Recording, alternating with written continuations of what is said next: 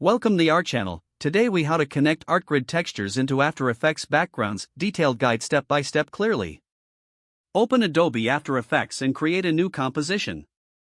Set the desired resolution and duration for your project. Import your Artgrid textures into After Effects. To do this, go to the File menu and select Import followed by File. Navigate to the folder where your Artgrid textures are stored. Select the textures you want to use and click Open. Drag your imported texture onto the timeline. Resize the texture layer to fit your composition by selecting the layer and pressing S on your keyboard to open scale settings. Adjust the scale percentage until the texture fills the background of your composition.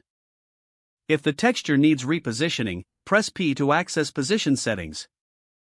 Move the texture to the desired location by adjusting the X and Y values. To enhance the background, apply a blending mode to the texture layer. With the texture layer selected, navigate to the Modes column in the timeline. If the modes are not visible, right-click on the column headers and select Columns then Modes. Choose a blending mode such as Overlay or Multiply for a more integrated look. If your texture appears too strong or distracting, adjust the opacity.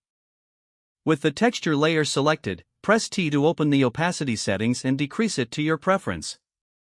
You can also apply effects to further refine your back. To do this, go to the Effect menu in the top bar. Choose effects like Gaussian blur or color correction to achieve the desired aesthetic. Once satisfied, review the overall look in the composition window. Make any necessary adjustments to ensure the texture complements your visual style. Finally, save your project to secure all your changes.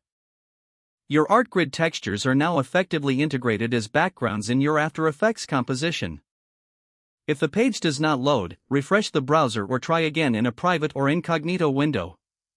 Make sure you are using the correct email address, then retype it carefully to avoid small typos. If your password is not accepted, use the reset option and create a new strong password you can remember. Check your spam folder for verification or security emails, then complete any requested confirmation steps.